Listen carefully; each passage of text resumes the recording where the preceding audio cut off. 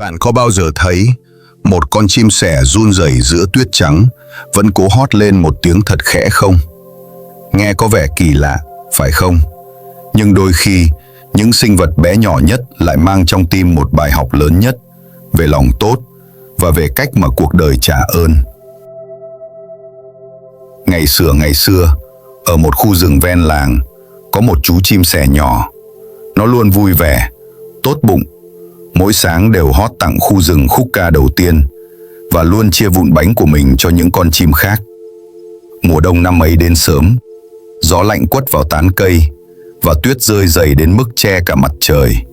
Thức ăn cạn dần, nhiều loài phải rời rừng đi tránh rét. Sẻ nhỏ vẫn cố giúp những bạn yếu hơn, chia nốt hạt thóc cuối cùng trong tổ, dù bụng mình trống rỗng. Một đêm, bão tuyết nổi lên. Sẻ nhỏ bay đi tìm nơi trú ẩn, nhưng giữa cơn gió xoáy, một cành cây gãy quệt vào cánh nó. Cơn đau buốt khiến nó rơi xuống tuyết trắng. Nó cố gắng kêu lên, nhưng giọng yếu dần. Giữa màn đêm lạnh lẽo, chỉ còn lại tiếng gió rít qua tán cây và hơi thở ngắt quãng. Sẻ nhỏ nghĩ, có lẽ đây là nơi nó sẽ kết thúc.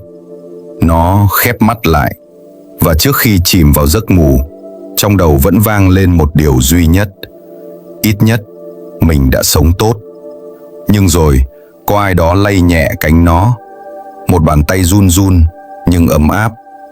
Một bà lão tóc bạc, ánh mắt hiền từ, đang đặt nó vào lòng bàn tay và đưa nó vào căn nhà nhỏ bên sườn rừng.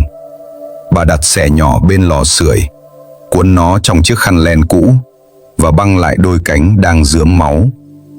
Cháu bé nhỏ, cố lên nhé. Ở đây sẽ không còn lạnh nữa. Ngày qua ngày, bà lão chăm sóc nó, chia phần cháo ít ỏi và kể những câu chuyện cũ bằng giọng ấm như than hồng. Sẻ nhỏ dần hồi phục. Nó không chỉ được cứu sống, mà còn học được điều gì đó từ lòng tốt của người xa lạ. Một buổi sáng, khi tuyết đã ngừng rơi, ánh nắng nhẹ chiếu qua cửa sổ, rải lên đôi cánh nhỏ vừa lành. Sẻ nhỏ đứng trên bậu cửa, cảm nhận hơi ấm len vào từng sợi lông, và bỗng thấy lòng mình dâng đầy cảm xúc lạ. Nó nhìn ra ngoài, nơi những bông tuyết tan thành giọt nước, lăn xuống từ mái nhà, long lanh như những giọt lệ. Trong giây phút ấy, mọi ký ức ùa về, những lần nó chia sẻ hạt lúa cho bạn, những lúc nó hát giữa trời mưa để gọi bình minh, và cả những ngày cô độc bay qua mùa đông lạnh giá. Giờ đây, chính giữa mùa đông khắc nghiệt ấy, một bàn tay khác đã trao cho nó hơi ấm. Sẻ nhỏ khẽ quay lại nhìn bà lão. Bà đang nhóm lửa, ánh sáng vàng hắt lên khuôn mặt hiền hậu. Ánh mắt họ gặp nhau, và chẳng cần lời nào, bà lão mỉm cười, như thể đã hiểu hết mọi điều. Cháu sống tốt, và rồi cuộc đời sẽ gửi lại điều tốt, bà khẽ nói, giọng ấm như tro lửa.